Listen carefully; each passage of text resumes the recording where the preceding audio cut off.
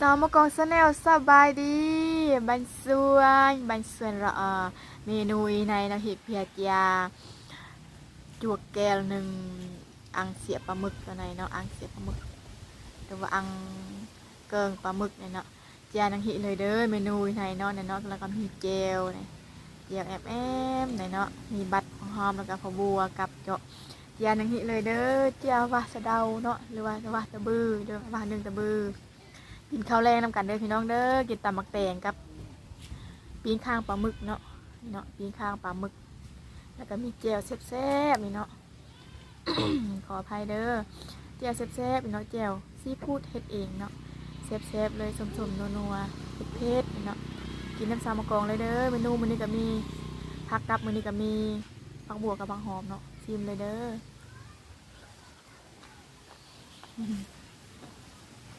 ร้านมายืนเบิ่ง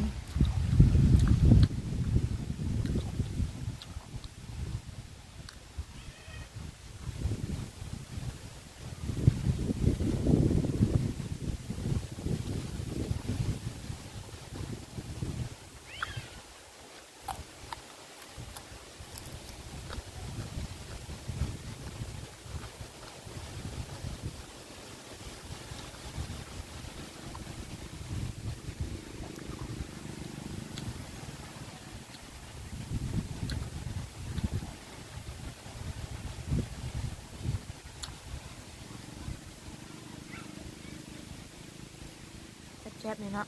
คำใหญ่ๆคำพูดๆ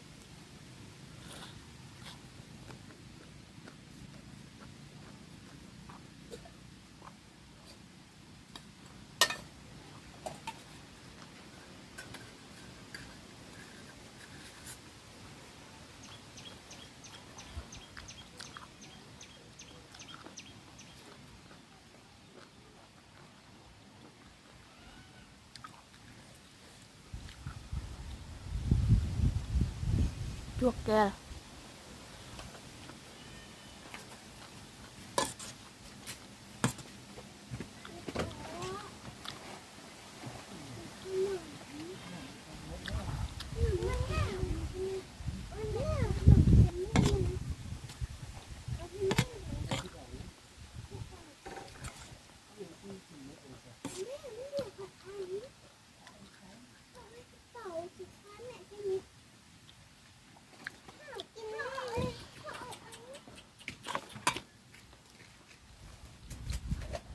แซ่บๆ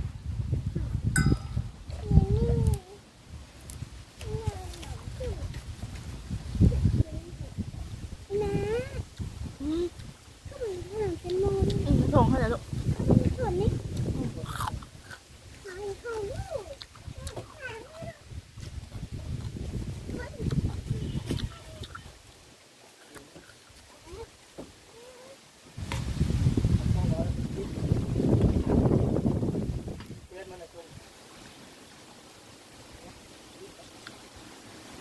ว่าต้องลงมาลวงคือเสียนะ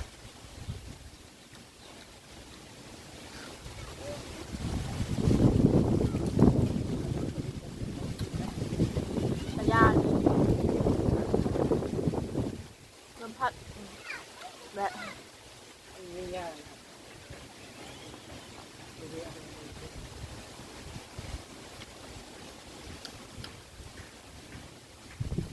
กระยานลมพัดกระยานเรงลมพัดเรง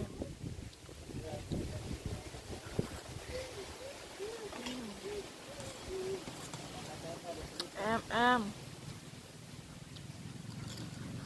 อืม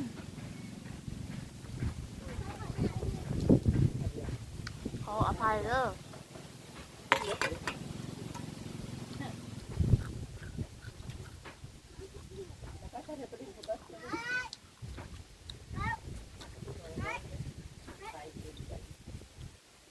อืม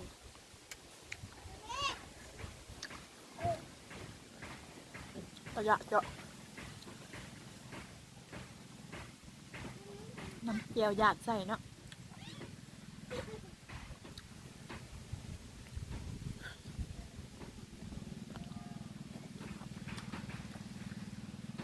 ดูผมไม้ แดดช่องลมกับพัดแห้งหนาว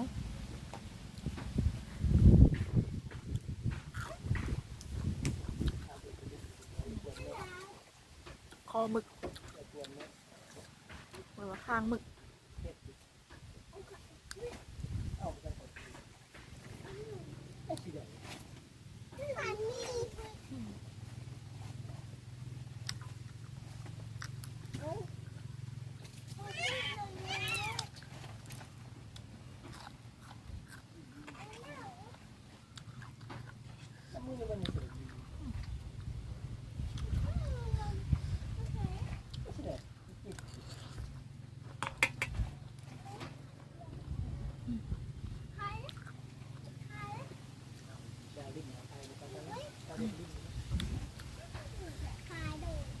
กรึบกรึบกรอบกรอบคางหมึกปลาดุกอ่อนนะว่าเกิงปลาหมึกเกิงปลาหมึกก็คือคางปลาหมึก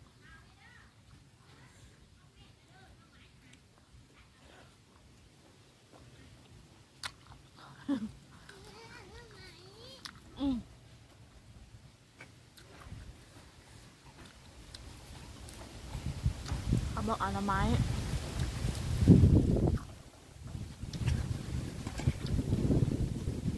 โยนข้างสวน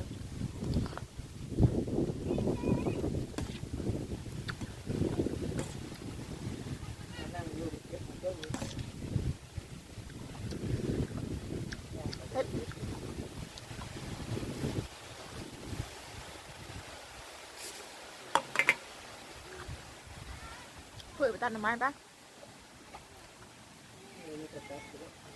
นั่ง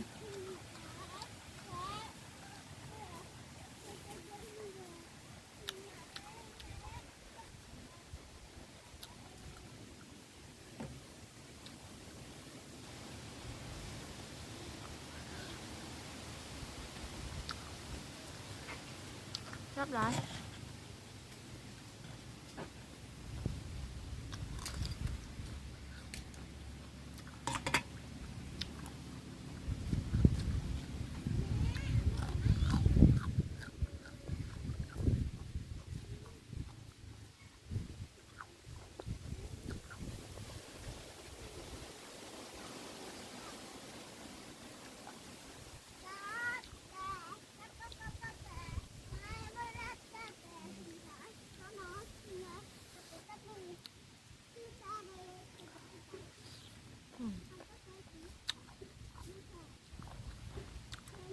อยากจะพูดเผ็ดๆหวาน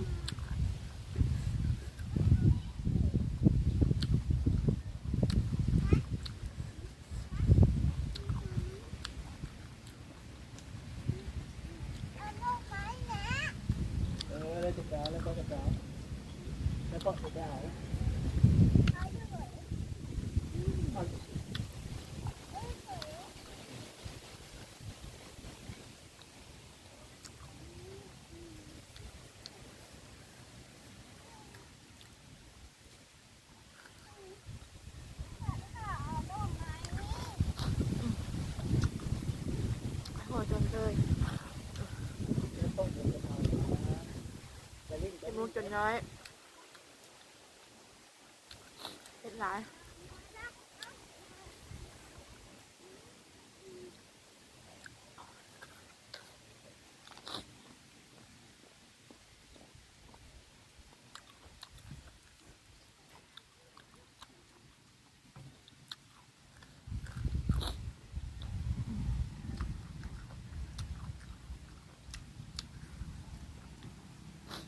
ขออภัยเด้อมุกน้อย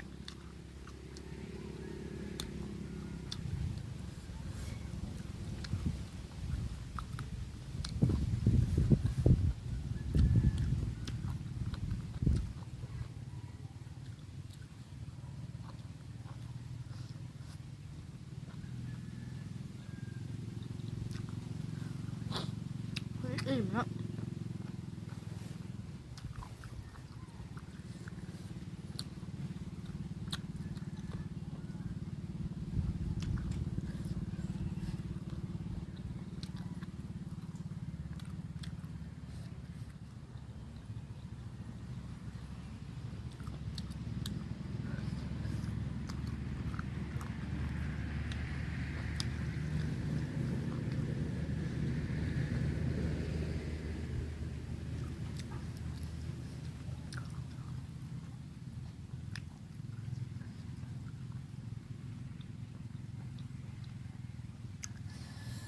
ำสุดท้ายเผ็ดเผ็ดขึ้น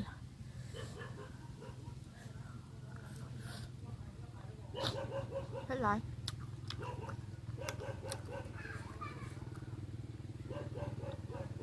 มาห้าวแค่